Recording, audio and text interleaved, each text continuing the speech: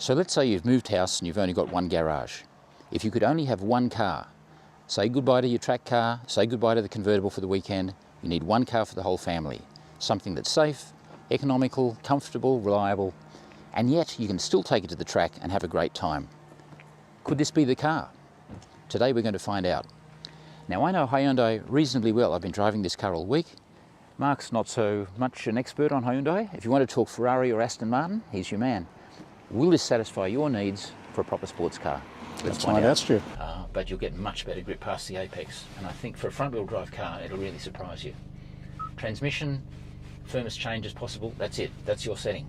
Now, if you want to get to that setting, just push that on the right-hand side twice. Twice. And away we go. So now it's on your boy racer mode. Perfect.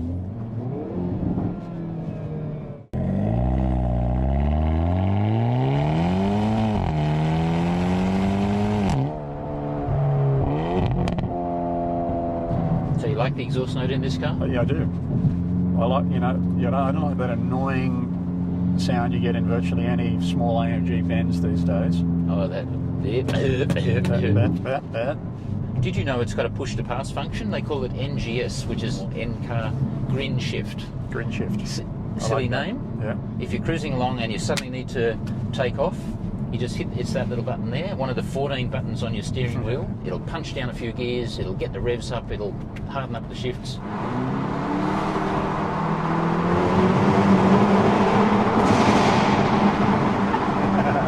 That's pretty cool.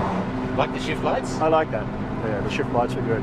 They're much better than on your silly Ferrari 4x8, aren't they? Yep. Noticeable difference, and that's one of the things I think is great, and I'm learning about this car as we go through today, Stuart. You change something with the setting that it actually works, you can feel the difference. But that's pretty bumpy there, and it's putting the power down nicely. It wasn't losing traction through the front wheels, through that drive there, and we noticed that we've still got stability control on us on a really high level, and that didn't kick in at all, and the light wasn't coming on. I didn't feel it intervening, so it's a really clever system that it's got in this vehicle. Once you've gone up onto your custom modes, you can still leave that stability control in as an insurance factor in case you really do stuff it up. But I was driving the car fairly hard then. It wasn't intervening at all, and I like the way that's tuned. That's superb. Other cars haven't done as good a job as this car. Well, they haven't. We drove the Ferrari through here. Look, I wouldn't have committed in the Ferrari the way I committed in this. So that's a pretty bumpy piece of road there, isn't it? And actually it's handling that really nicely.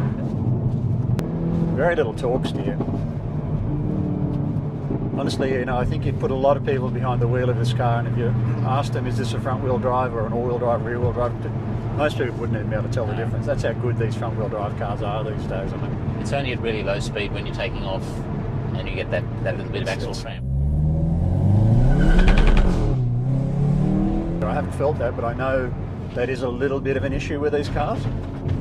That was great. That potholes there that we just rode through. I deliberately drove through some potholes there, and it's you couldn't feel that in the steering at all. The dampening really sorted that out. You usually expect to get a little bit of this going on in the steering wheel on that sort of road. Yeah. On these settings. Yep. But yeah, it handled that really well. Yep. I do like the shift lights, Stu. Yeah. They're good, aren't they? Brakes. Sheesh. Does that stop? That's pretty good brakes too, isn't it? 360mm at the front. They're big rotors, aren't they, for a little car? That really stopped. Yeah, I mean, you could really feel... You sent everything flying then. They've built these for track days, and you want to be able to complete a track day without having total brake fade after 8 laps, and I think these would have handled it really well. Fast changes, aren't they? Yeah. I really like the feel of the brake pedal. That's a really nice firm pedal. It's an intuitive transmission just in drive. It shifts at all the right points. It went down there? And again? It's just shifting down nice. Nice little dip on the throttle. That's just in drive, so it's doing it all itself. Yeah. See how the torque steer is here? How good is that? It's really not bad. There's a little bit there, and that's just in drive. It's actually pretty good, isn't it? Yeah, pretty good. Here's our crest. Oy, jeez. That's fun, isn't it? really does feel good, doesn't it? I mean, it's committed and it feels really well balanced. And it gives you confidence. It feels like it has no nasty habits. Like you're committed on the throttle and through a corner with a lot of throttle on. If you need to adjust the throttle, you feel the back is really stable. Would you buy one? I really like the car. There's a lot of things I like about it. It's a real driver's car. I like the fact that all the gadgets work, all the parameters add value to the driving experience. The dynamics are good. You can really commit on a corner. The handling is superb. Brakes are very, very good. And you know what's not to like with the warranty and particularly the track warranty. Those are the features I like. Would I buy one? Yeah, I would buy one.